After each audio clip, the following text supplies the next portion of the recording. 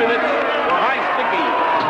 Time of the penalty, 14 minutes, 48 seconds. Now, don't commit yourself too soon or I'll fake you out of your damn job. Try a poke. Try a sweep, but don't commit till you take me out, all right? Now. Oh, now you got it right. Yeah.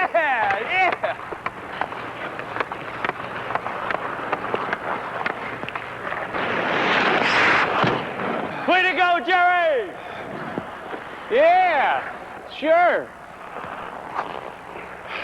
Hey, you can check. Nobody gonna tell me you can't check. What do you mean by that? Nothing. Who said I couldn't check? Nobody. What's the matter with you? What, Brian say anything to you? What the hell would he say to me? About me. He's riding me all the time. Hey, just cool it with Brian. What does he want from me? And what was that crack about deadheads without ice time? He's new. Just runs off at the mouth. Listen, you played a hell of a game against Kansas City. Yeah, I did, didn't I? Yes, you did. Hey, Miller! Brian wants you in his office. What for? What the hell do I know?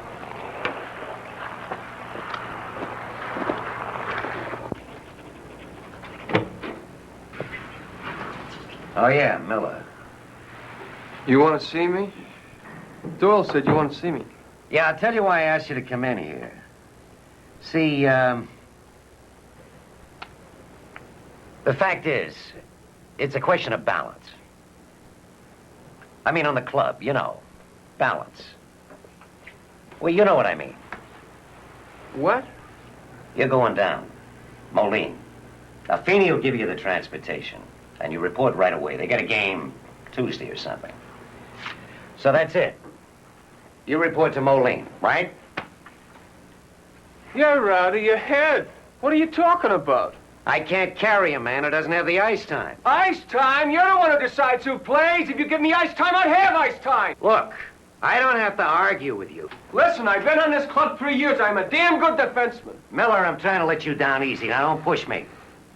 Oh, boy, is that a crack. Hey, don't get wise. Now, just don't get wise. What do you know? You've been here 2 months, and you can't find your way to the toilet. You want it, you're gonna get it.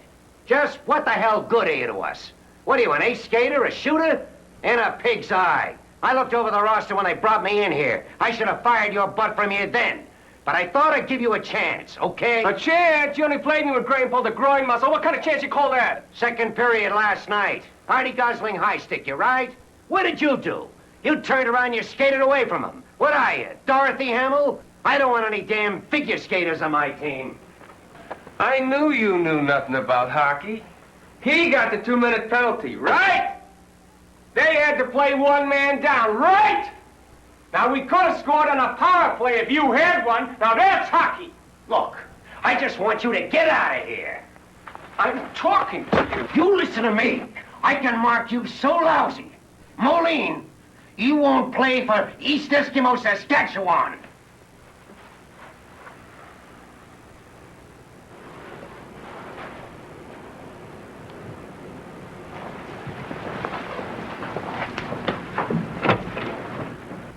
You sure they're all right? Sure. They've been getting tanked out there for 2 hours now. They're all right. We shouldn't have come tonight. Oh, honey, come on. All the way over in the car, he just kept turning the radio from station to station. Oh, listen, I left some things in the back seat. Eddie's baby things. We can... Oh, yeah. We'll look them over later. Is Jerry sore, Dave?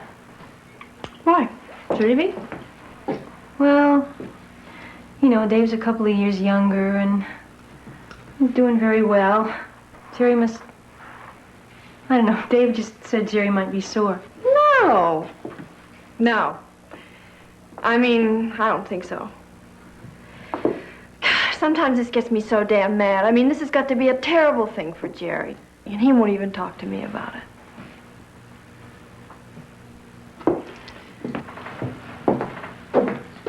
Must be cold out there, huh? Dave doesn't feel it. New Year's Eve, he was sitting out there in his T-shirt.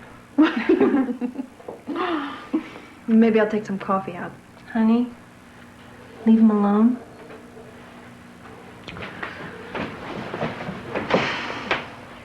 Well, the whole thing has got me off the wall. You see, this summer they sent me a new contract. And I've got no complaints. It's a 10% raise. So you figure you're set for another year, right? Sure. So I signed a lease on the apartment, and that makes sense. And I bought a camper with a stereo tape deck, right? And then what do? They sent in that clown, Bryant. Who the hell does he think he is pushing people around, huh? I put out for this club 3 years. Look, Jared. And I am not saying that I'm Bobby Hall or even Esposito. I'm not even Dave Eskenazi. But I am a damn Major League Hockey player. Hey, listen, if you need anything, I mean, it's just in the bank. It's just laying there. I can play on any damn team in this league. All you gotta do is just say the word, you know? What? If you need anything. What are you talking about? Money. What the hell do I want with your money? Well, I don't know. You were talking about the lease and... You can take your money and shove it. Jerry, you got a bug up. Listen, I was playing in this league when you were somewhere to hell and gone in the senior amateurs. All right, all right.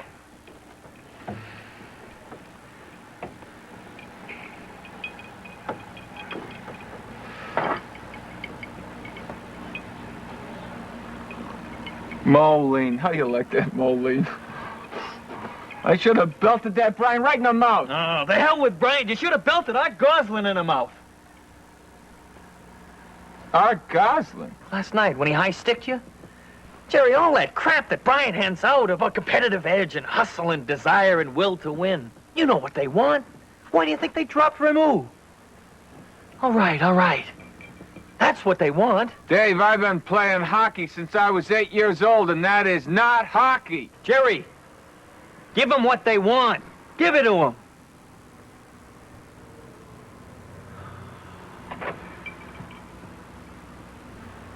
Moline. Damn, man. Is it always this cold in here? That ain't nothing. You know, there's no hot water in the shower? No cold water neither. Kid, what do you think? You're still in the major league? You know, when I was released from Toronto, it was even worse. Half the time there was no locker room. We dressed in the bus. How long did you play with Toronto? 9 years. Then Chicago for 2. Then anywhere. Why don't you quit? Did you save any money? Yeah. My wife got it. She took it with her to Vancouver. You were over the hill. You should have quit. I'll be out of here by next season. Or I'll get a job driving a truck. Don't laugh too hard. It's not that funny. Hey, kid. Come on, take a look at me, huh? 46 years old. I go out there, I let those kids bang me into the boards. I got 138 stitches in me. I got fluid on the knee. I got arthritis. Maybe I hang in one more year, huh? And then maybe not. What's that got to... Hey, come on, take a look, huh? That's you. Take a good look.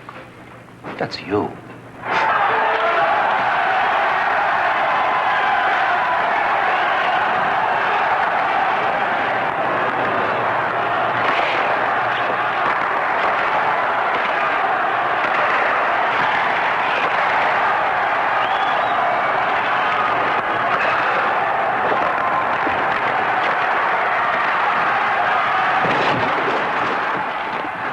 Good. Oh, in left wing. Number 12. He can skate. Oh, nobody stops him. He's one damn good hockey player. He's going to skate us out of our shoes. Damn it, somebody's got to get that number 12 out of Billy's pads. Bouba. Oh, not me, my friend. He's too fast for me. I can't keep up with him.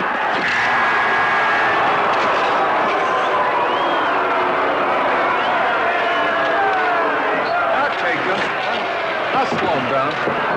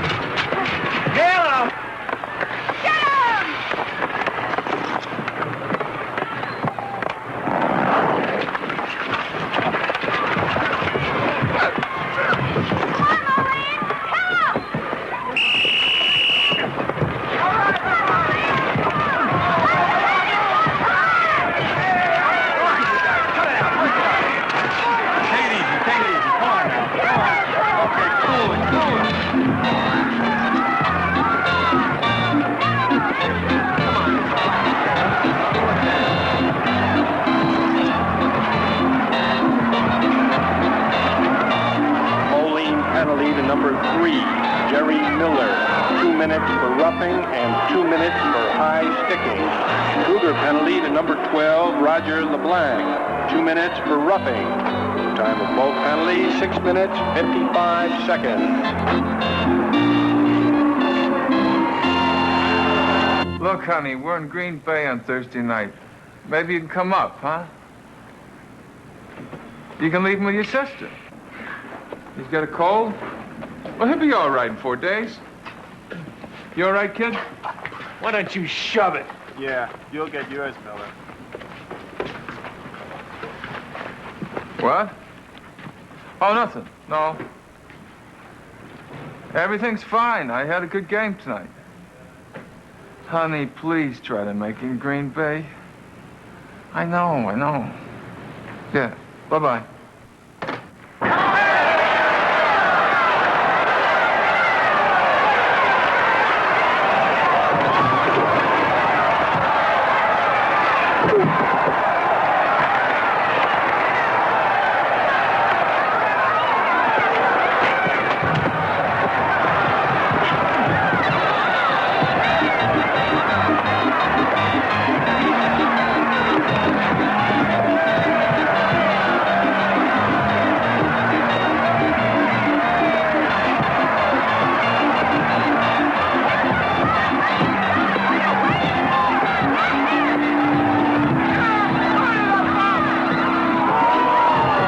Yeah, that's right. Operator 6, Seattle. No, I don't know who's calling me. That's the only message I got, Operator 6. Miller. I'll be at this number. Thanks. Who the hell do I know in Seattle? All right, what's the matter? Nothing. Nothing. I haven't seen you for 6 weeks. You come all the way down from Wisconsin. Let's just go to bed. Come on, Sharon, what the hell is this? You were doing it the whole game. You had 3 penalties. You hooked that defense man in the 3rd period. They didn't see that, or you would have had another one. That's hockey. It's a violent game. I've been watching hockey ever since I first started going with you. I know about forechecking and dumping the puck into the pit and going for it.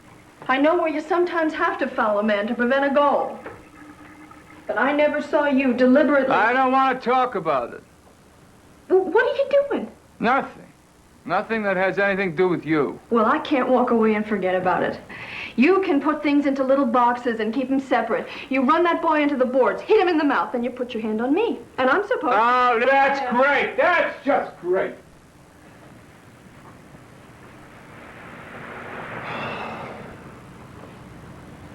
How many years have I got left to play? Huh? If I don't make it back up in the league, next contract they give me, you can stick in your eye. It's a job. I do what I get paid to do, that's all.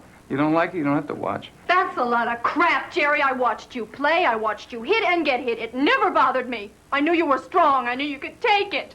Then what the hell are you talking... Will you let me talk?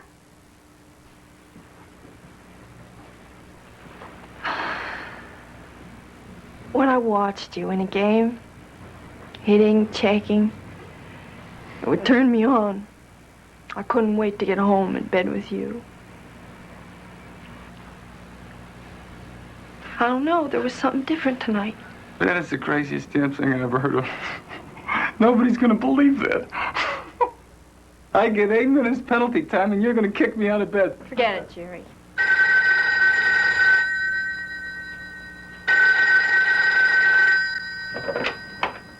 Yeah, this is Gerry Miller. Yeah. Dave! What the hell are you doing in Seattle? Huh? No. When? Well, how do you like that? They traded Dave to Seattle. No. Did you hear him say that? No, nobody told me anything. Well, that's great. That is great. Oh, she's here. She's fine. Dave says hello. Say hello to Carol for me. Yeah. Oh, you gonna call her now? Well, I won't hang you up. Yeah. Good luck, and, Dave, thank you for calling me about that. That is terrific. Yeah. Bye-bye. Oh, Bryant told Dave that they got to bring me back up. Miller is on the move. Jerry. Honey, you have got yourself an ace. Are you gonna... An ace on your hands. Doom, da, da, da. That's penetrating, you know what I mean? Penetrating. That stinks. Yeah, that's what you call your horse slammer. I'm not kidding. I used to work the rocking hand. Horse come up lame before a race, we used to put some of this stuff in his step or something. Hey, Jerry, you see what Goldcross said in his column? No. After his return from the minors, Gerry Miller's fans are looking forward to the game against Seattle and his old friend Dave Eskenazi. Seattle bully boy Lou Rocco said that any Miller rough stuff will be returned with interest. Compound fracture interest. Tell Miller, he said with a toothless smile. He wants to get physical. We'll be waiting for him. Now, Rocco, try something, Jerry. You call county hospital. Some company's coming. Yeah, tell him we'll put him up in the maternity ward with all the other loudmouths. What else you say? The regular bull deploring excessive violence. He gave Louis the shaft on defense. Said he looked like Fred Astaire forechecking Ginger Rogers. Jerry, listen. That Rocco starts something, you cut him to pieces.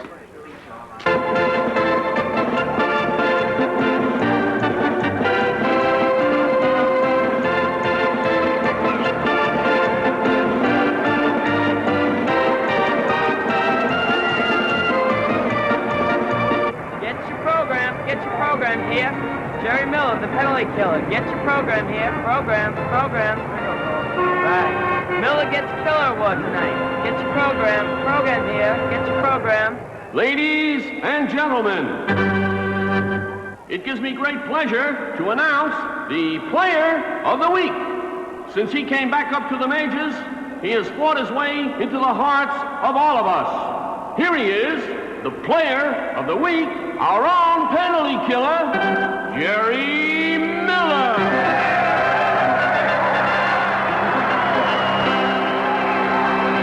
And Jerry, we have a special award for you. Presenting the award tonight is little Stevie Gamalito, this year's Mr. Pee-wee Hockey.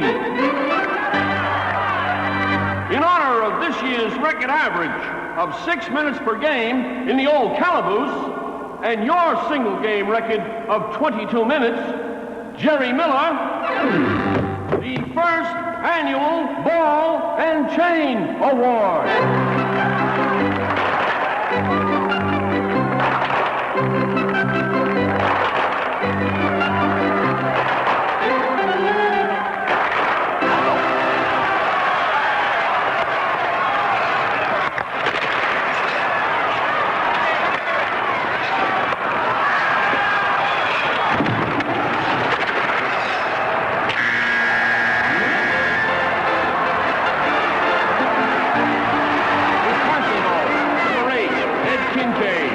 Assisted by number 16, Jim Cannon, and number 7, John Benet. Time of the goal, 14 minutes, 1 second.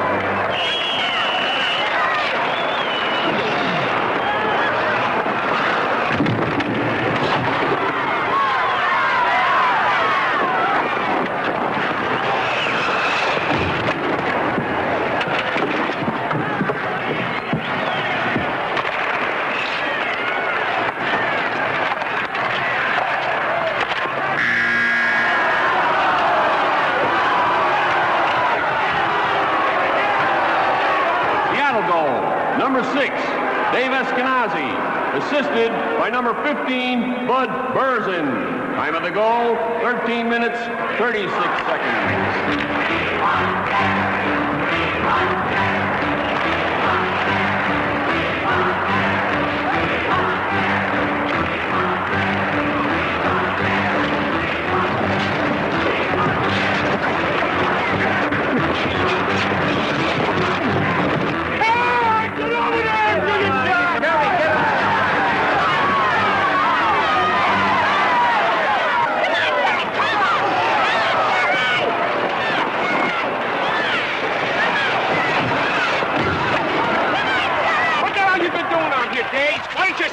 Instead of playing around. Hey, boom. Okay, Paul, break it up.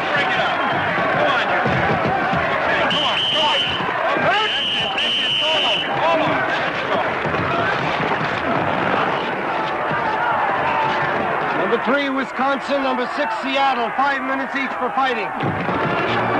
Wisconsin penalty to number 3, Gerry Miller. 5 minutes for fighting. Seattle penalty to number 6, Dave Eskenazi. 5 minutes for fighting. Time of both penalties, 12 minutes, 56 seconds.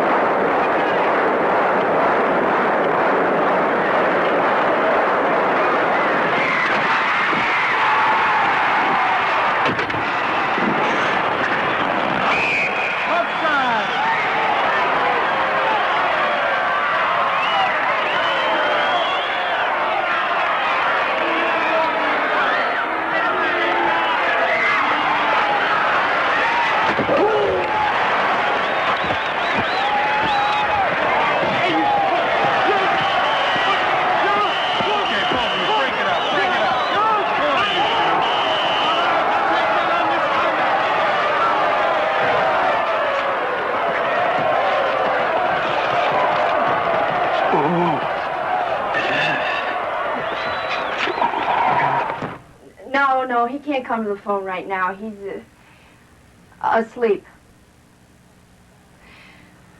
No, I haven't talked to Carol Eskenazi. Look, you're going to have to call the team office in the morning. I just can't talk about anything right now. Yeah.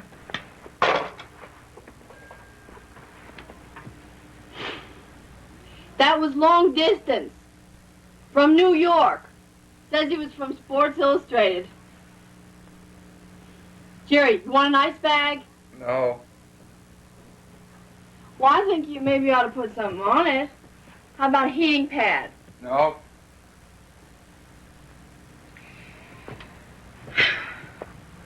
Carol flew in from Seattle. That's what he said, anyway. Hey, how would he know that all the way in New York?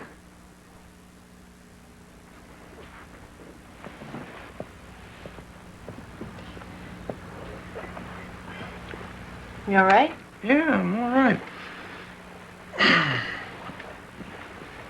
Last time we were in Seattle, Dave damn near took Jack DeVal's eye out with a stick. Ruptured spleen. What does that mean? I don't know. They'll operate, I guess. That damn Polacky's tough as nails. I'm telling you, he put me into the boards. I can still feel it. Hey, easy, easy. Hello? Yes. This is Sharon Miller. Look, it's 1 o'clock in the morning. Oh, it's Mr. Feeney from the team office. Yes, they've been calling all night from the TV station, and... No, Jerry didn't say anything. Yeah, Mr. Feeney? No. No, just Charlie Goldcross from the Dispatch Times. Some dummy let him in the locker room. Well, what do you expect me to do? Run out in the alley in my jock? What do you mean, my attitude? All I told him was that I hope Dave's okay, and that's hockey, some crap like that. Mr. Feeney, I can't do that. I can't go to the hospital. What am I going to say to him? What do you mean, image? Yeah, all right, all right. You sent flowers already. Oh, yeah. Wait a minute, Mr. Feeney, I don't understand. You're going to pay the automatic fine, $300. You're going to bill me for the flowers?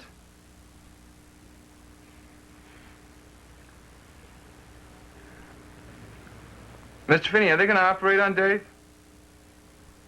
He's going to be okay, isn't he? Yeah. Yeah, thanks. Thanks, Mr. Feeney. They're going to charge me for the flowers. What the hell's the matter with them? $300 for the fine, they'll pay that, and they charge me $20 for the flowers. Yeah, what about Dave? Is there anything new? I don't know. Gotta go to the hospital tomorrow. 10 o'clock.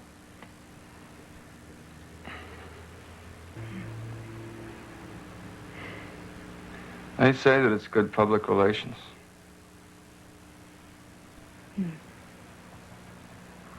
I got the thing racked up on both. You'll be able to see all the tapes, all the angles. Let me just ask you this. Yeah. Does the tape definitely show the time was called? Oh, yeah. Michelette was offside. We got a wide angle on the line tape. You can see the linesman pick up the puck before Miller starts. And we got it on audio, too. Here it is. Got it? We have it on line and ISO. We have it on ISO here.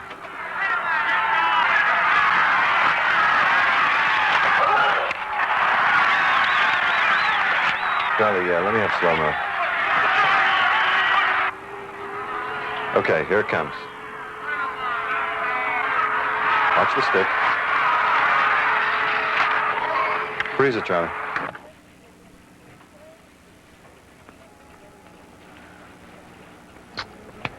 Can you go forward and after Eskenazi goes down?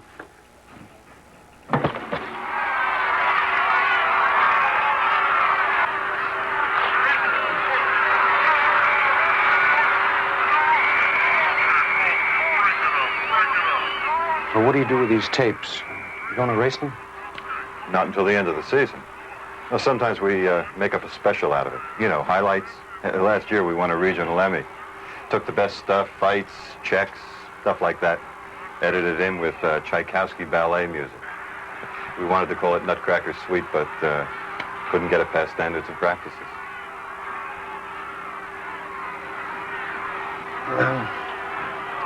We'll want these tapes. You'll get a subpoena from my office in the morning. Thank you, Mr. Walters. Don't mention it.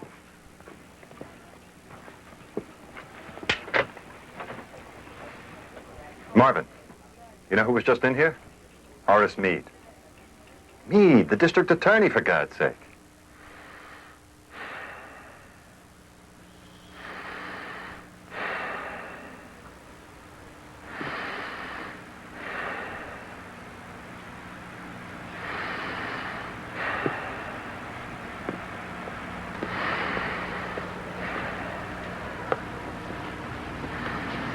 They said it was all right outside.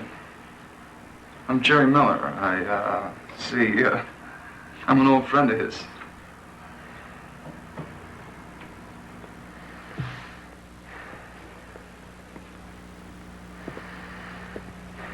Dr. Hashmi, 4296. Dr. Hashmi, 4296.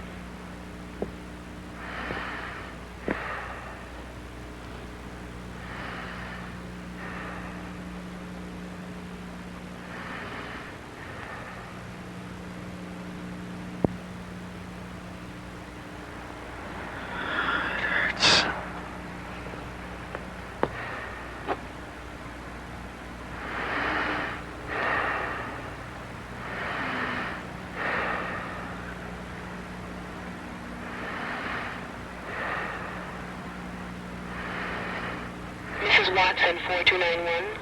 Mrs. Watson, 4291.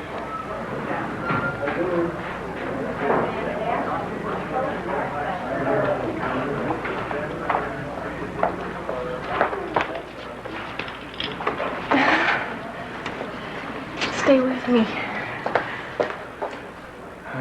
Just saw Dave. He's hanging in there.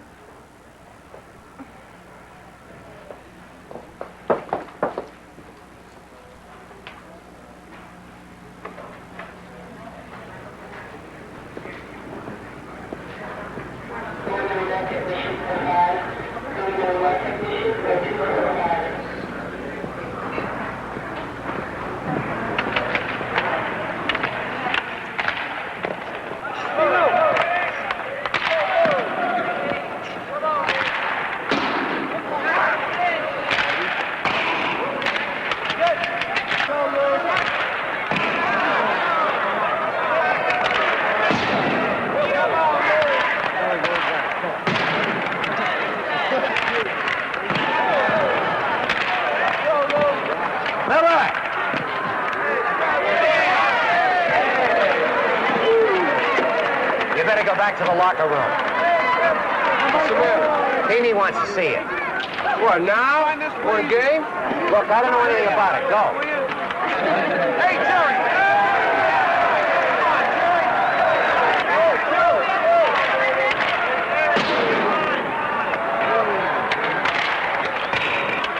What is this? The buzzer's gonna go in 5 minutes. I know. Look, we want to handle this with the least trouble. Handle what? Gerry Miller. Yeah? I'm Detective Forsher. This is Detective Halverson. We're assigned to District Attorney Meade's office. Yeah? This is the damnedest thing I ever heard of. I don't know why this couldn't wait until after the Louisville game. I don't understand. Got a warrant for your arrest. Charges aggravated assault with a deadly weapon. Deadly weapon, hockey stick. And Eskenazi knew what he was getting himself into when he put on his skates. He isn't going to file any complaint. No, I guess not. What happened? Eskenazi died at 4 o'clock this afternoon. Mr. Meade will have an amended indictment before arraignment tomorrow for manslaughter. You better get changed. You're going to have to go with us. Look, now, Jerry, don't worry about a thing. I want to go up to Buchanan's box between periods and tell him. I mean, the whole thing's crazy. Bill Carnes is a very important man. You got nothing to worry about. Look, you just don't say anything, you know. The club lawyer will be down tonight or tomorrow morning to talk to you. Now, we'll handle everything at this end. We'll issue a strong statement of support. And as soon as the whole thing's straightened out and the suspension's lifted, you'll be able to play. What do you mean, suspension? Well, naturally, you'll be suspended. Why? Why should I be suspended? Jerry, it's the league. The club wouldn't have anything to do with it. Now, don't worry. I mean, the club will have a bail bond out right away. Why should the league suspend me? Well, what do you expect the league to do? I mean, they'll have a serious media problem. I'm innocent until I'm proved guilty, right? Right. Then why shouldn't I play? Look, Jerry, be reasonable. We're in this together, right? Mr. Feeney. What are you talking about? Look, Jerry, the club will continue you on salary. I'll guarantee it. If Cans okays it. I mean, look, Cans is a very honorable man. I mean, you got nothing to worry about. He's loyal. He's going to back you all the way. You got nothing to worry about. Believe me, nothing.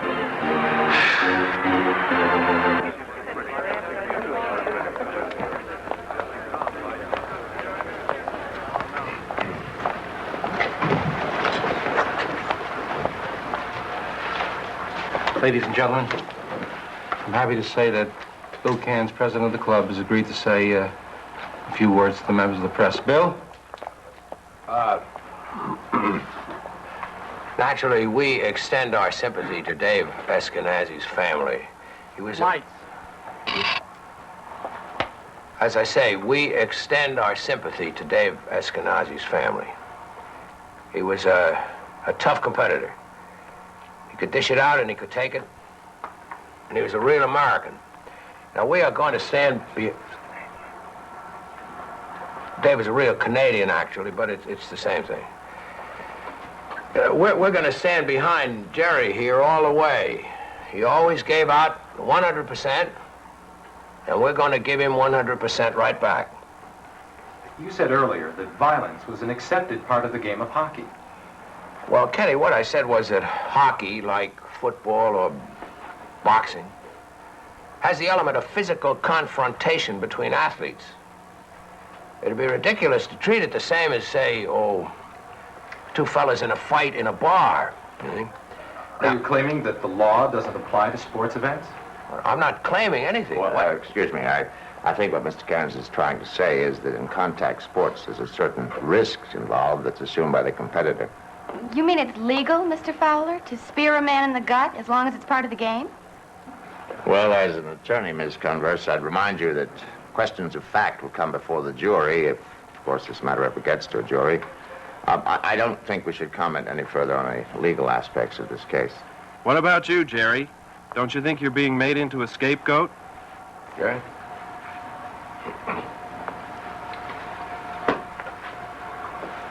Hockey's been awful good to me, and I wouldn't want to do anything to hurt the game.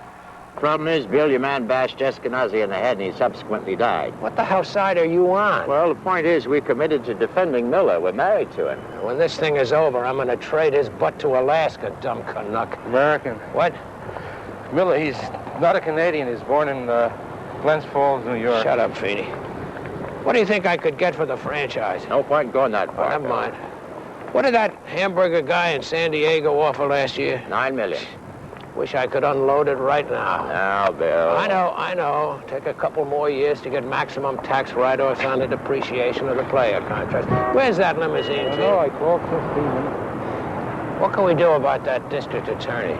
Horace Meade, what'd you have in mind? A season ticket? What's his point? What does he want? Governor, Senate, or what? I don't know, but it doesn't seem to me that indicting the key defenseman on the hometown hockey team is the conventional way of seeking popularity. Damn it, how can you trust a man when you can't figure out what he wants? Well, possibly something can be arranged. Well, it damn well better be soon. TV contract comes up in 6 weeks. Gus Mahler called me. He's very upset. Doesn't want his lousy beer associated in the public mind with violence. How about that?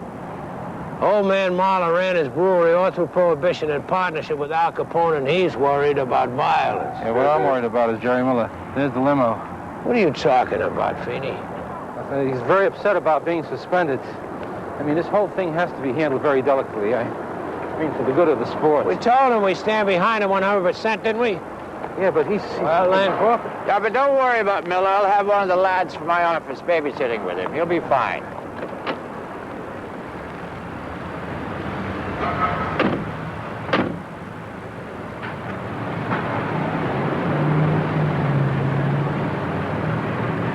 Touché at the point.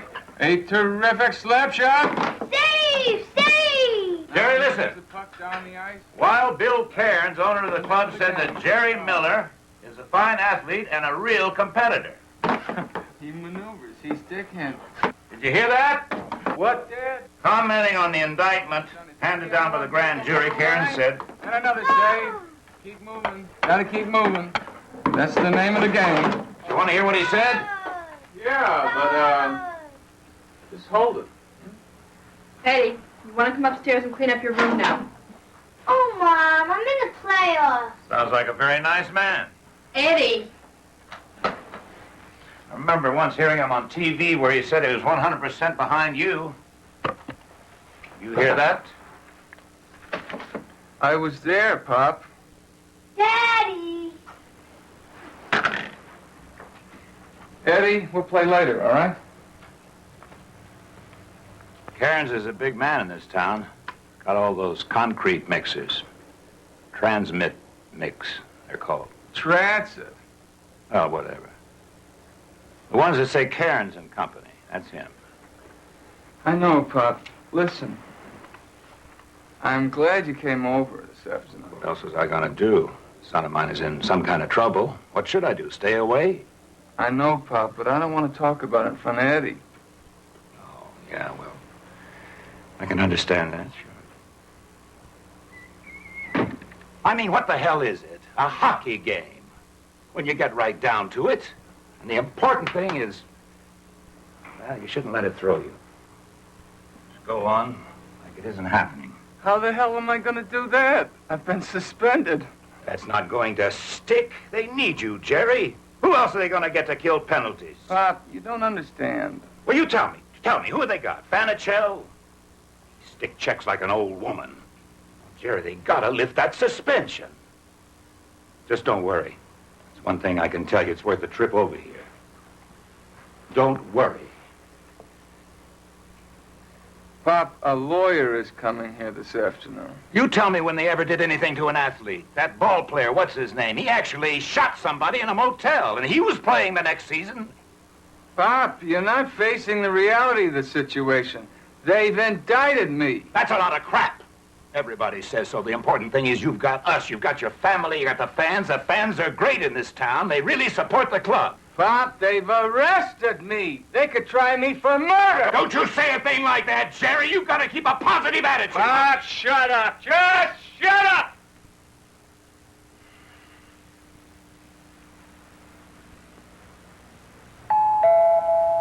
The only reason I stopped by here today is because I thought a man needs his family at a time like this. I know that, Pop. And I appreciate it. Mr. Miller? Yeah? What can I do for you? I'm George Graff, of Fowler, Cunningham, Parker, and Klein. I'm your lawyer. No. I mean, they said the club lawyer would take care of me, Fowler. Well, I'm an associate of Mr. Fowler's. He can't possibly handle every matter personally. Look, he's my lawyer, Fowler. Well, I want my lawyer. What are they sending me? I mean, what the hell kind of lawyer are you? Well, I assure you, I am a lawyer, admitted to the bar and everything. Look, Mr. Miller, you know, the partners in a large firm very rarely do the preliminary work themselves. Most of the time, they don't even make court appearances. Jerry. Huh? Oh, come on in. This is my wife, Sharon. How do you do? Hi. My father. This is Mr., Graff. George Graff. He's my lawyer. Well, why don't we all go? Sit down.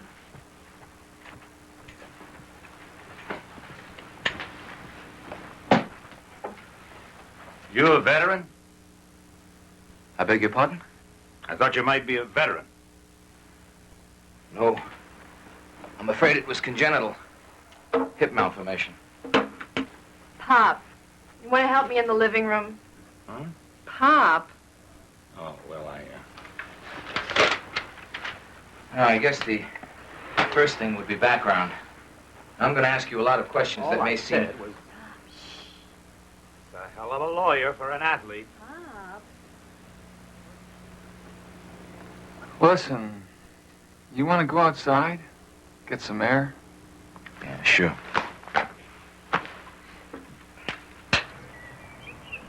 My father, he's an avid hockey fan, you know, and, well, you know what I mean? Yeah, I think I do. You know, I've been to a few of the games myself this season. I must have watched you play about a dozen times. Yeah? You know, it's funny. You watch athletes, particularly on television. You actually get the feeling that you know them. You can see their faces so clearly. Faces contorted with effort. You see their pain and their frustration. It creates the illusion that you're out there with them. That you can actually understand what they're feeling. But of course you don't. You always interested in hockey? Oh, yeah. You know, Jerry, one thing never made any sense to me. Why they sent you down to the minors last season. Damn well didn't make any sense to me either. But to tell you the truth, I mean the truth. As a hockey player, I'm pretty run-of-the-mill. I'm all right. I can skate. But I haven't got the best slap shot in the league. And I have this tendency to circle to the left. That's my strong side. You know the sign they hang out in the balcony?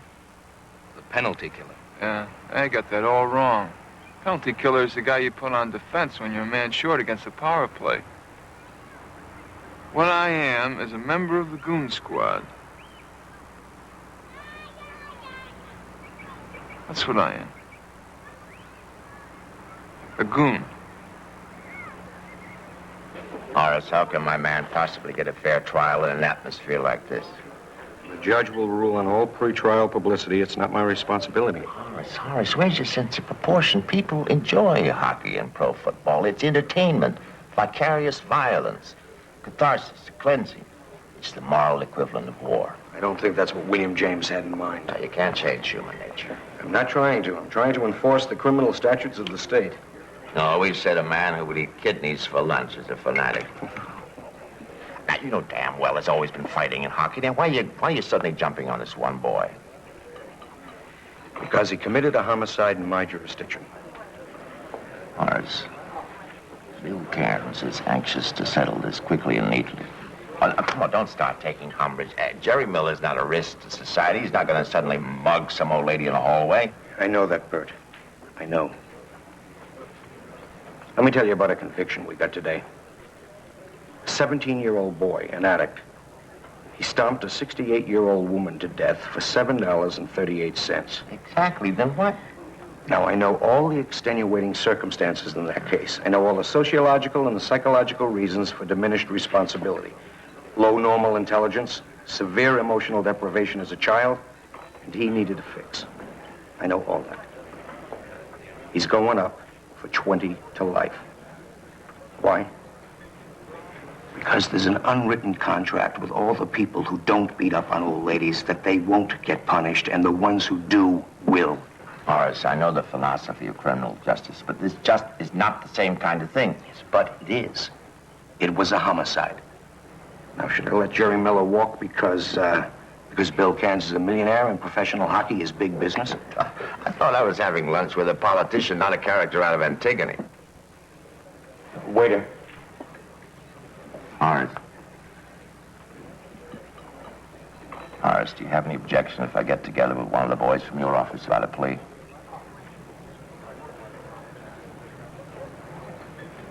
Well, that'll be all right. Will Meade go along with the deal? I've got Morty's word. Suppose we ought to check it with the league office. League? What the hell have they got to do with it? Mr. Fowler. What is it, Graf? I don't think our client quite understands what's being proposed. Of course, if Jerry has any questions. I don't get the whole thing. All right, I'll go over it again. We've been able to arrange a compromise with the district attorney's office. That's called plea bargaining. He'll agree to drop the manslaughter count and accept a plea of simple assault. Actually, it's a very good deal. Now, wait a minute. What do I do? Well, you'll enter a guilty plea, of course. Guilty? There's no trial. Nobody has to say anything. It's all neat and clean. What about sentencing? Has there been an agreement on sentencing, Mr. Fowler? Well, Graf, you know Judge Reinhardt doesn't get involved in sentencing arrangements, but the DA will recommend probation. And with no prior record, there's no reason the judge won't go along. But the judge isn't bound by the prosecutor's recommendation. No, in a case like this. So we can't guarantee anything. Yes, that's true. We want you to understand the situation in its entirety, Jerry. The statute allows 7 to 15 years, but in a case like this, the very worst, I've never heard of anything more than 1 to 3. You mean prison? That's what that means? 1 to 3 years in prison? Not exactly. You'd have to serve 2/3 of the minimum. That's 8 months.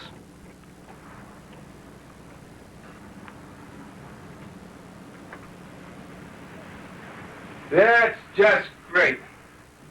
You do 8 months in prison, not me. No, Jerry, you gotta look at it sensibly. Fella, we're trying to help you. What, by having me plead guilty? No, Jerry, it's the only sensible thing to do, Jerry. Who? What happens to my family after I'm in prison, huh? And what do I do after? The league will ban me for life, right? Can't get a job in a sporting goods company or anything? I can't get a job coaching in school or anything? No! No, at least I want a fighting chance. Listen, wait a minute. You're a fool. I don't want to tell you. All right. What do you think?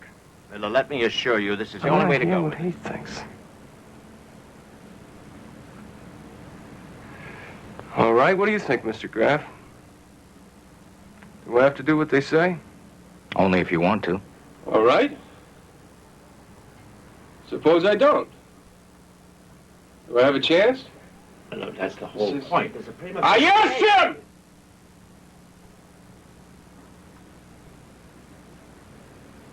Is there a defense you can make that'll give me a chance? Yes, I think so.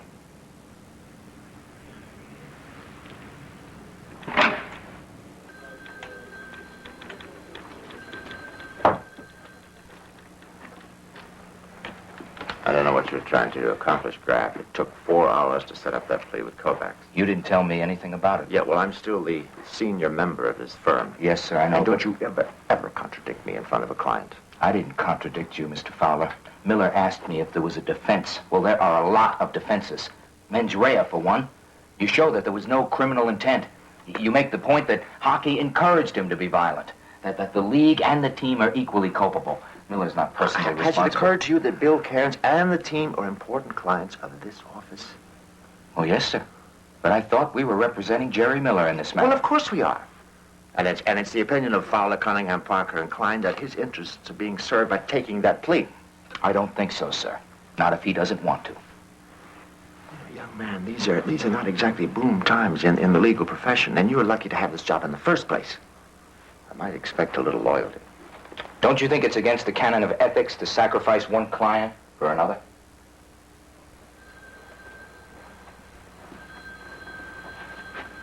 Well, there was never any intention of doing anything of the sort. Well, an outside observer might conclude that there was. If Miller wanted to plead innocent but was stopped from doing it because it would be bad publicity for the team. Are you suggesting that this privileged communication become public? It's only privileged as long as Gerry Miller wants it to be. Well, it's a moot point anyway, because Miller will remain a client of this office. And Graff, to avoid any questions, I'll assign you sole responsibility for his defense. You can handle it any way he see fit. I hope you do it brilliantly. You're going to need that when you apply to other law firms for a job.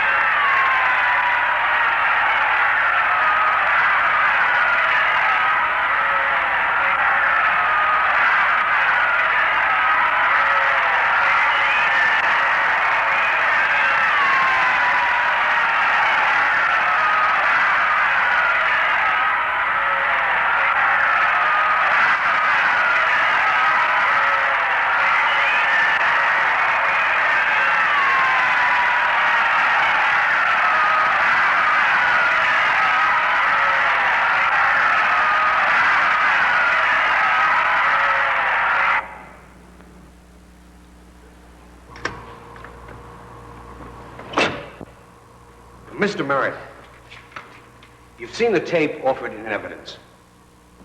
Now, the linesman blew his whistle. Play had stopped. Is that correct? Yes, sir. Was there any reason for any violent contact between two players in the normal sense of a hockey match? No, sir. Time was up. And could you see Gerry Miller at that time? Yes, sir. What did you see him do? Well, he skated up to Eskenazi and he speared him. Objection, Your Honor. That calls for conclusion by the witness. I'm simply asking the witness to testify to what he Your saw. Honor, in the word speared in hockey parlance means an intent, a purposeful act, and that involves a conclusion. The witness could not possibly know what was on Gerry Miller's mind. Sustained. Would you rephrase, Mr. Meade? The jury will disregard the word speared. Mr. Merritt, you saw Miller skating towards the deceased, am I right? Yes, sir. And you saw the hockey stick held in Miller's hand, is that right? Yes, sir. As we've already seen several times in the tape, the stick was out in front of Miller as he approached. Yes, sir. And what happened then? He hit him with the stick about here. Witness indicates the abdomen below the rib cage. And what did you see Miller do then? He jumped on him, hit him in the head several times. And then what did you do, Mr. Merritt?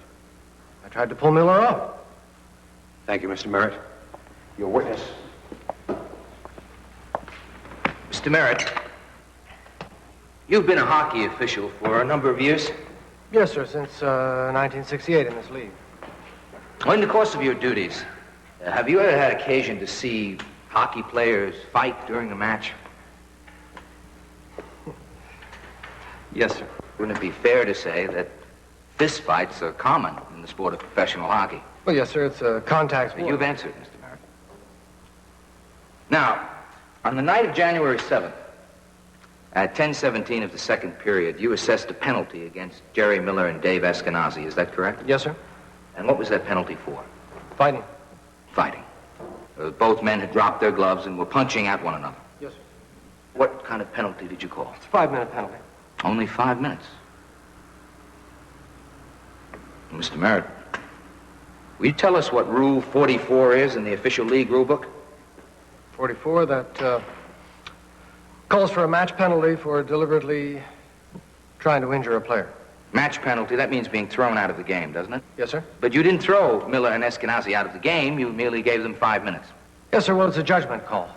So it was your judgment that two professional athletes in top physical condition punching at one another with bare knuckles were not deliberately trying to injure each other. Not in the sense of Rule 44. As a matter of fact, even later, after Eskenazi had been disabled, you didn't call Rule 44 against Gerry Miller then either, did you? No, sir. I threw him out of the game on a game misconduct. So you didn't consider, in your judgment, that Miller was deliberately trying to injure Eskenazi. You couldn't have because you didn't invoke Rule 44. Objection, Your Honor. Mr. Graff is answering his own questions. I suggest he allow the witness to answer. He was asked if he judged that Miller deliberately tried to injure Eskenazi. You did ask the question, Mr. Graff. The witness will answer. Yeah. I thought he was deliberately trying to injure him. But you didn't invoke Rule 44. No, we used game misconduct. Why not? Did someone tell you not to use it? Is it league policy? No. Now, let me see if I have this straight. There's a rule against one player deliberately trying to injure another. Only you and the other league officials rarely, if ever, invoke that rule. Well, you can't call it every time. In fact, you never call it. Not never. Well, hardly ever. Thank you, Mr. Merritt.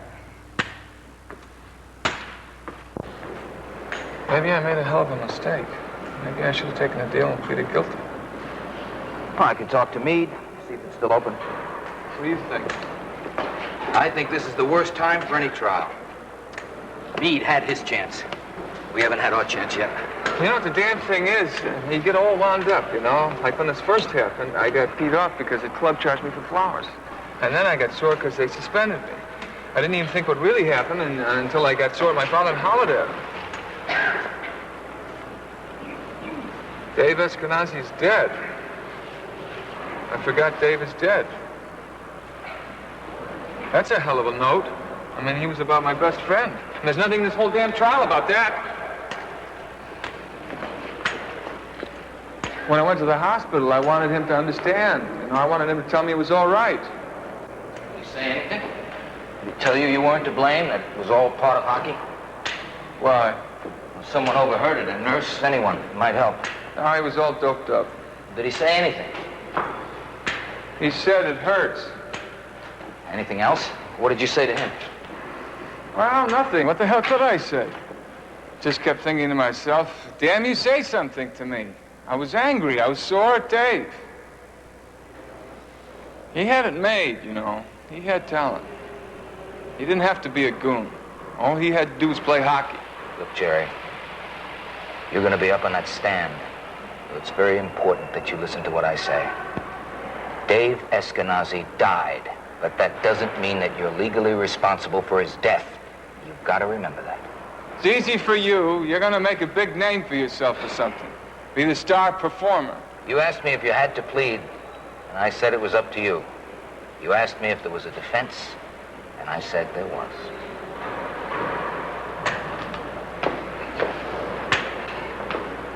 Aren't you up the creek with your boss for this?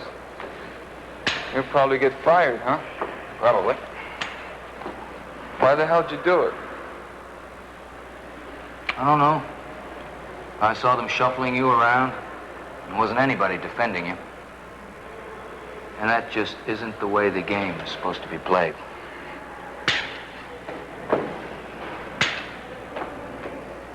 Mr. Feeney, as executive secretary of the team organization, all press releases must clear through you. Is that correct? That is correct.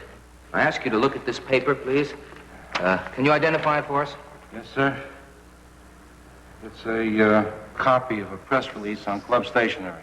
I'd like to offer this in evidence, Your Honor. Defendant's Exhibit A, Mark. I have a copy for you, Mr. Meade. I don't think you should. Mr. Feeney, I'd like to read you a passage. Your Honor, may I approach the bench?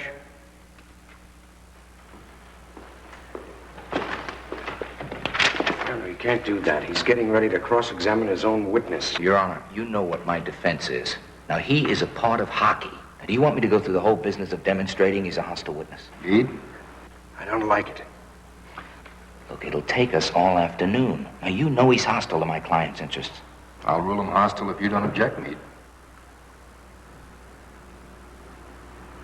All right. Mr. Feeney, I'd like to read you a passage from this release. Keeping a promise to fans to build a brawling, hard-nosed, physical hockey team in the new image, Wild Bill Cairns today called Gerry Miller the penalty killer. Killer is underlined, I note. My kind of hockey player. Fans who like their hamburger raw are looking forward to a Gerry Miller in action. Since our boys have adopted the Philadelphia story, they've jumped 10 points in the standings, and attendance at the arena is up a healthy 20%.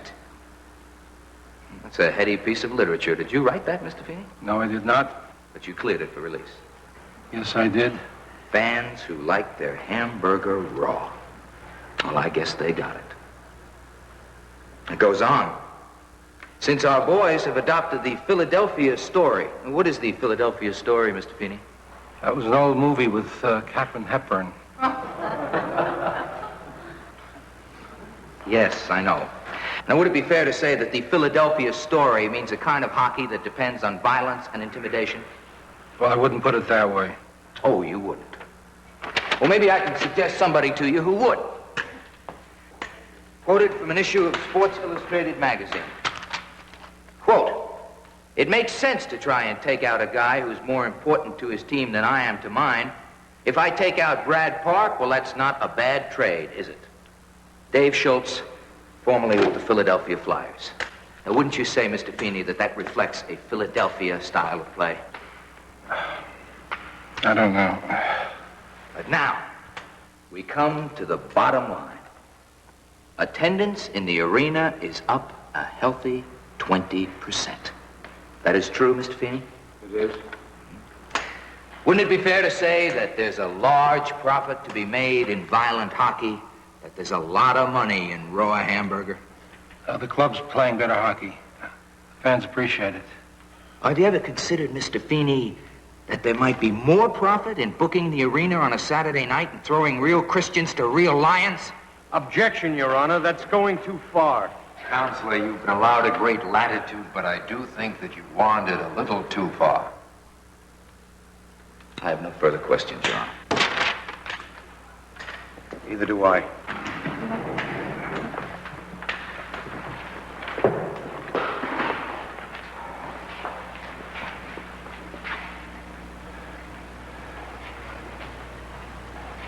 The policy of the league is to deal very firmly with fighting and acts of extreme violence. And as league president, you are charged with carrying out that policy. I am. Mr. McLeod, how many men have been suspended this season for fighting? I believe 3. 3. And yet you've heard testimony indicating that fighting occurs in almost every game on the schedule. I think that's an exaggeration. Just a pushing match or a scuffle gets blown up out of all proportion. Mr. McLeod, are you familiar with the McMurtry report on violence in hockey as prepared for the Ontario Ministry?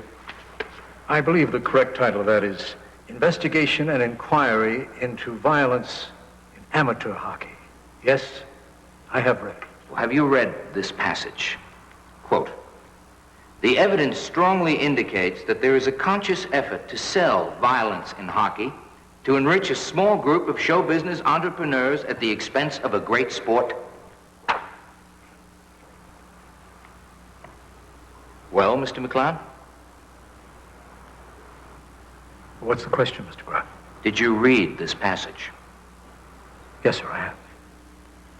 And did you agree with it? No, sir, I do not. Mr. McLeod, now don't you think it's about time that hockey stopped pandering to our basest instincts? The lust to see blood and the inflicting of pain? No, sir. We've always tried to balance the aspects of the game. There's a new rule going into force directly aimed at restricting excessive violence. Oh, yes, the new rule. Well, let me see. You made a comment on the new rule in the League magazine January issue, is that correct? Yes, sir. And you said, quote, "The purpose of the new rule is not to eliminate fighting." The quote goes on to say that it's aimed at curbing vicious attacks and other violent acts. Oh, yes, but it's very carefully framed, not to eliminate fighting. Now, wouldn't you say that that encourages violence as a saleable commodity, blood and suffering for profit? Objection, Your Honor. That calls for a conclusion by the witness. Yes, if there is a question there, Mr. Graff, you'll have to rephrase it. No, Your Honor, I'll withdraw it. I have no further questions of this witness. I have only one or two questions. I find Mr. Graff is covering my ground rather thoroughly. Mr. McLeod, you don't think that athletes are above the law, do you? I mean, wouldn't you say that if a crime is committed, it doesn't matter whether it takes place in the arena or in an alley outside? Objection, Your Honor. Mr. Meade is trying to make the witness comment on a matter of guilt or innocence. The question's totally improper, argumentative, and... Enough, Mr. Graff. Sustained. I withdraw it. Thank you, Mr. McLeod. That's all. Jerry, when you were called into Coach Bryant's office, he said he was sending you down to Moline. Now, that's a minor league team. Did he tell you why? He said I wasn't pulling my weight. Well, did he give you any example of how you weren't playing satisfactorily? The only thing he said was that I didn't fight with Art Gosling the night before. What happened then? Well, I was pretty sore about it. And I talked with a friend on the team about it. And we both knew that I'd never be a leading scorer or anything. So he said I should give them what they want. And what did you understand that to mean? Come on strong, be physical, be the enforcer, the goon squad. And who was this friend on the team? Dave Eskenazi. Now, Jerry, after you got to Moline, did you do anything to change your style of play? Yeah, I was the enforcer. Like when we're playing a team and one of them has a hot streak, I sucker him, draw him into a fight, rough him up, lay it on him. Next time he's going to flinch. He's going to be one stride late going down for a pass. You intimidate him. Was this style of play successful? Oh, yeah, they brought me up from the minors before the playoffs last year. And did the team refer to you in any of its publicity at this time? The PR man gave me a nickname, the Penalty Killer. Now, that's not right. Penalty Killer is something else. I told him about that, and he said, well, the goon squad doesn't have as much charisma as Killer.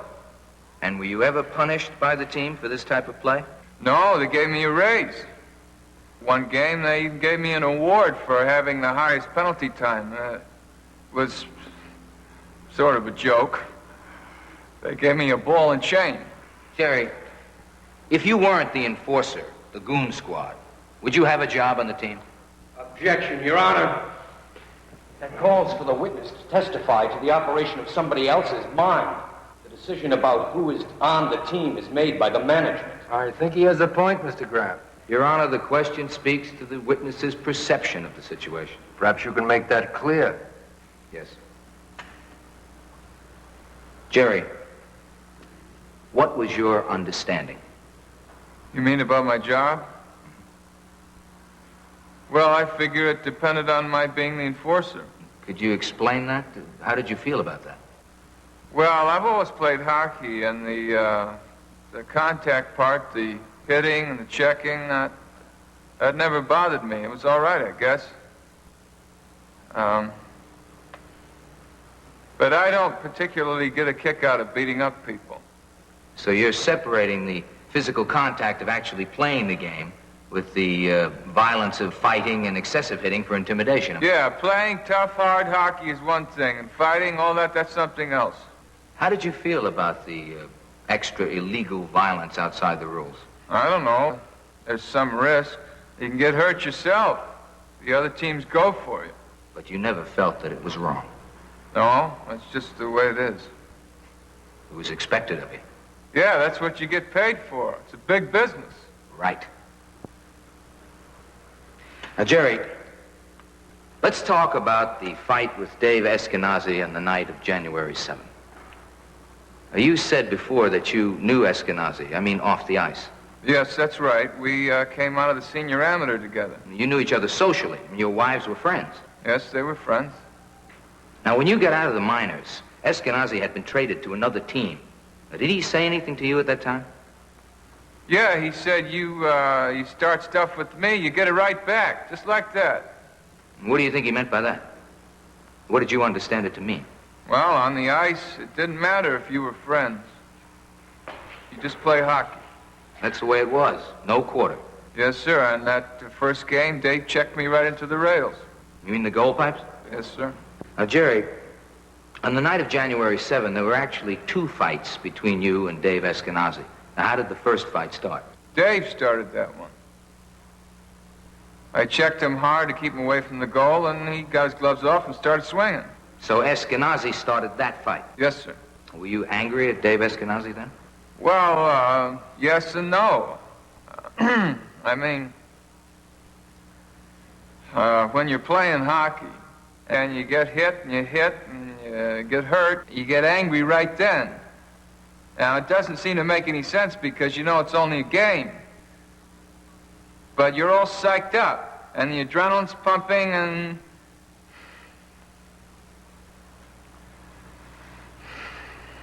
Well, you know, I don't know if that makes any sense. It makes sense. Now, Gerry, after you got out of the penalty box, what happened next? Well, Dave got me in a crackback check against the boards. I mean, a real shot. Then what happened? Well, I went after him the same way he started after me. But it wasn't the same. No.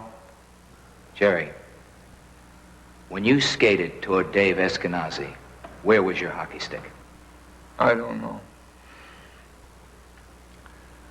I don't know. I was still dizzy from being checked into the boards, and you just hang on to your stick. It's like an instinct. I see. So at that moment, you had no intention of spearing him? No, I didn't. Gerry, when you skated that last 10 yards and crashed into Dave Eskenazi, what was on your mind? Nothing. I heard from the check, and that's all. You were just going about your job as a hockey player? Yeah. You were responding by fighting, the way Eskenazi had responded to you earlier in the game? Yes, sir. Because that's the way hockey is played? Yes, sir. Your employer expected it of you? Yes, sir. And the crowd of 14,733 paid, including District Attorney Horace Meade and his son, expected it of you? Yes, sir. Thank you, Gerry. That's all.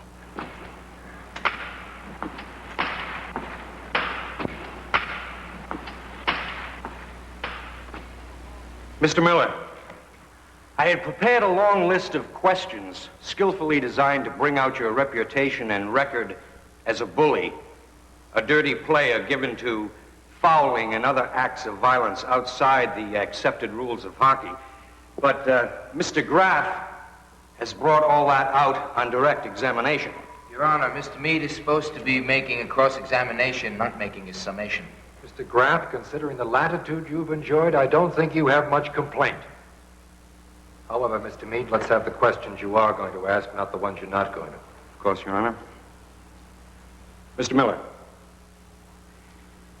you've testified that after you and David Eskenazi came out of the penalty box, you clashed again. Yes, sir. It was a cheap shot. The puck was way down at the other end of the rink. But that check was during the play of the game. There was no penalty given Eskenazi for that action, was there? No, but... It was, in fact, a legal part of the hockey game. Yes.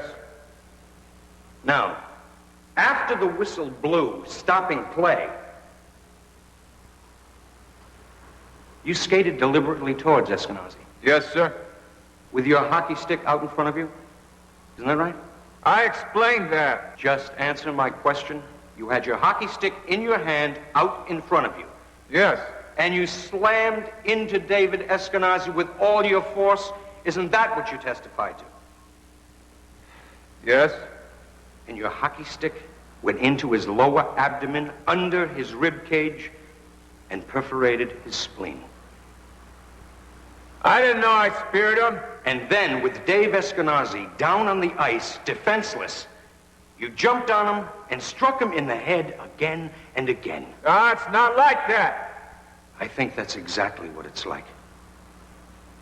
Mr. Miller, you went after Dave Eskenazi, not only in violation of the law, but even of the admittedly feeble rules of hockey. You intended to injure him, and you ended up killing him. No, I mean, that's not what I intended.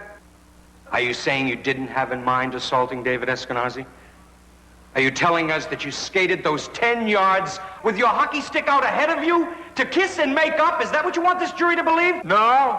Well, isn't it the truth that in a game which is violent at best and which has grown vicious in the scramble for profit, you are a hired bully, a strong-arm man, a goon, a hatchet man? You are paid to beat men, to fight, to spill blood, anything to win inside the law or out. Isn't that what you are, Mr. Miller? Objection, Your Honor. The district attorney is making a flagrant attempt to inflame the jury. Now, that question is argumentative and totally improper. I think it is. Sustained. The jury will disregard Mr. Meade's last remarks. Now, I don't want this to happen again, gentlemen. I apologize, Your Honor. I don't think I have to ask any further questions. Ladies and gentlemen, we lawyers have a doctrine that we talk about. We say it in Latin. Mens rea, the things of the mind. Now, a death, the fact of that death, does not necessarily mean that a crime has been committed. The question is, was there criminal intent? Was the state of mind of the accused such that he intended to violate the law? Now, Gerry Miller is a professional athlete. He's a hockey player. And we've heard testimony to the effect that the league, the owners, the newspapers, the television interests, not only tolerated violence in the sport, but praised it highly. Gerry Miller was sent down to Moline because his coach said openly, "I don't want any guy on my team who doesn't fight back when he's pushed around." Well, he learned. He learned what was expected of a professional hockey player. He fought. He fought to keep his job, to support his wife and child, and he fought to play hockey, the only trade he'd ever learned to do well in his entire life. Now, Mr. Meade will probably tell you something that you already know, that ignorance of the law is no excuse, but that's not what we're talking about here. Now, the question is not one of a legal mistake. What we're talking about is the very reasonable assumption in the mind of Gerry Miller that what he was doing was perfectly legitimate. This city honored him. Our respected citizens cheered him. On the night of the tragic death, District Attorney Horace Meade and his son were there. We all said, "Way to go, Gerry, baby, way to go. Go get him." Well, he did his job. And on the night of January 7th, the dragon's teeth came up. Dave Eskenazi was fatally injured and died. And that was a tragedy. But the question is, was there criminal intent in the mind of Gerry Miller? Now see if you don't think this is what happened. He was doing the job that was expected of him. A job that supported his family. A job that was understood, approved, and applauded by our society. We taught Gerry Miller how to act. In his mind was the license given to him by all of us to act out our darkest fantasies. Now, there was a sad tragedy. A man died, the result of a sick and twisted fascination on our part with danger and with violence. As far as Gerry is concerned, there was a tragedy, but no crime. Oh, there may, in the larger sense, be guilt, callous exploiters of other men's pain, a public appetite for blood, and a sick and decadent fascination with violence and with pain, in literature, in the movies, on television, and in sports. But here, in this courtroom, in the narrow matter of Gerry Miller's guilt, I think the decision is clear to all of us. I think you'll conclude Gerry Miller is innocent of criminal intent. He is therefore innocent of this charge. Ladies and gentlemen, when the judge instructs you on the law, he will define for you the crimes of manslaughter and assault with a deadly weapon. Now, Mr. Graff, trying desperately to find a defense for a client, suggests that he is above the law because of his profession as an athlete, that there are extenuating circumstances. But there are always extenuating circumstances. We have heard them many times in this courtroom. That the defendant is poor, that the defendant is uneducated, that the defendant is discriminated against, that the defendant is of low mentality. All of these have been used as a defense. And now we are hearing about a new concept, that the defendant is a professional athlete. Mr. Graff has described with understandable distaste the growing license in professional hockey for violence, for blood. Therefore, he says we cannot hold this defendant responsible. But isn't the world of hockey, like the world around us, sinking into violence and hypocrisy? And don't you agree that in professional sports, as in our world, a line must be drawn? Men and women are responsible for their acts. That is the meaning of justice. A crime has been committed. There must be a conviction and punishment. Now, that is what you must consider, ladies and gentlemen of the jury, as you face the inescapable conclusion that Gerry Miller is guilty as charged.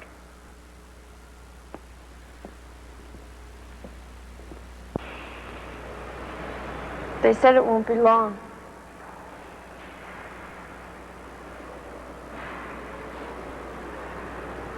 You all right? Yeah, fine. Fine, I know everything's gonna be all right.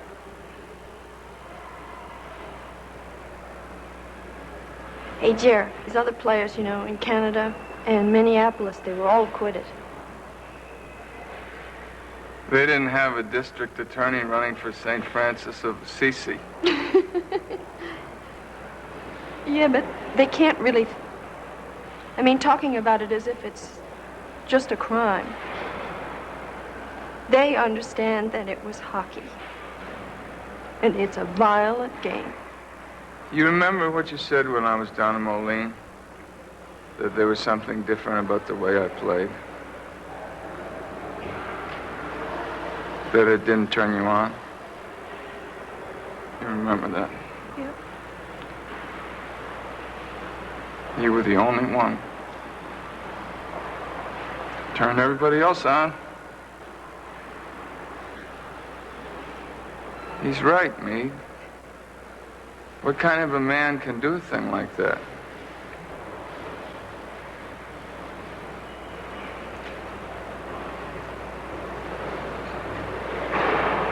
You con yourself.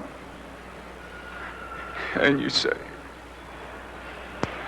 it's not me. It isn't, Jerry. It really isn't. That was me out there on that ice. I did it. I'm the kind of a man who can do that. Now, that's the truth.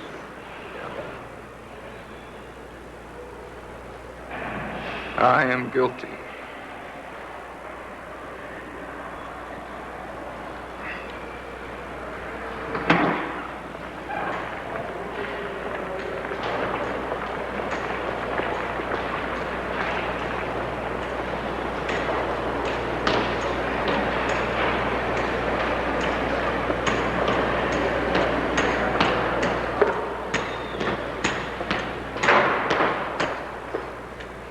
Jerry.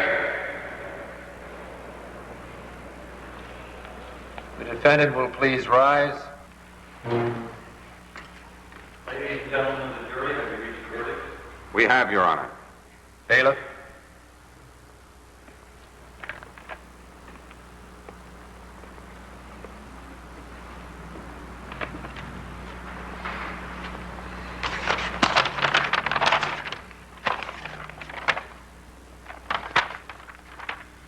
Clerk will publish the verdict.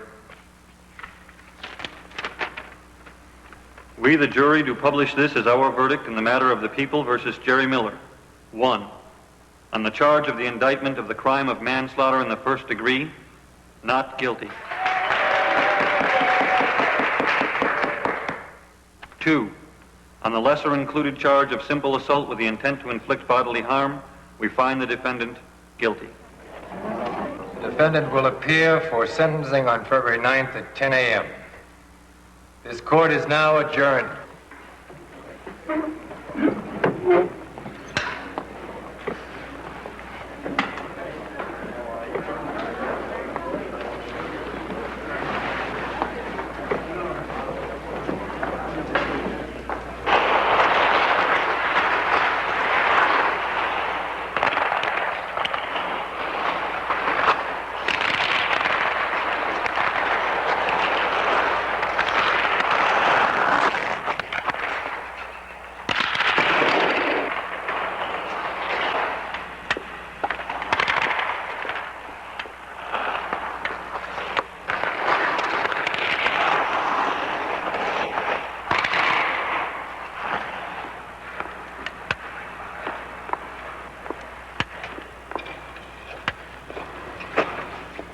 Looking for you. I lost you in the corridor of the courthouse. Yeah, I'm sorry, but those reporters, you know? Your father told me you might be here. Yeah, I came over to clean out my locker.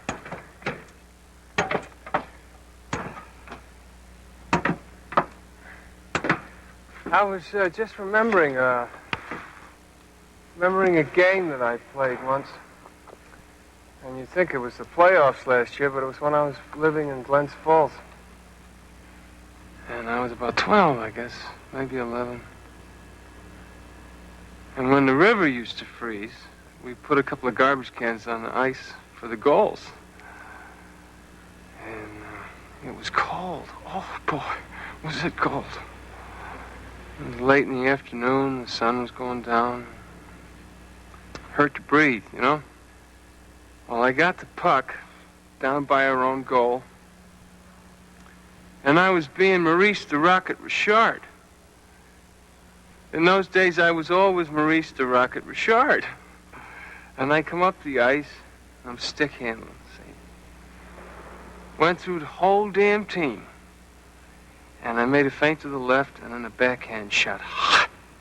Right in the corner. Except there weren't any corners because it was garbage cans. And nobody was watching. And Pop wasn't there or anything. I'll always remember how that felt. You know, through the whole team. A perfect shot. It's funny, isn't it? I mean, it was just a game. Didn't mean a damn thing. I'm sorry. About what? The conviction. I thought maybe we had a chance. Oh, hell, you beat him on the big one, manslaughter. We could appeal. For what? What's the best I could get out of that? New trial. Yeah, but the judge, he gave me probation for 3 years. I'm not going to any jail. What could I get out of a new trial? Maybe acquittal. The league has banned you from hockey for life. Maybe we could get that turned around. Yeah? How long would it take? 2 or 3 years. In 2 or 3 years, you know how old I'll be? After being out that long, I don't think I could get back. I'm not Gordie Howe. And who would pay? I got a picture of the club picking up the bill, right?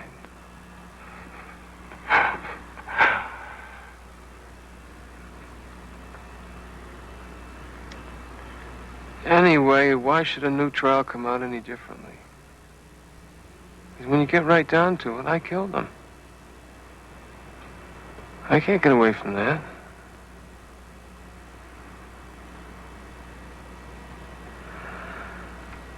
That's the way the game is played.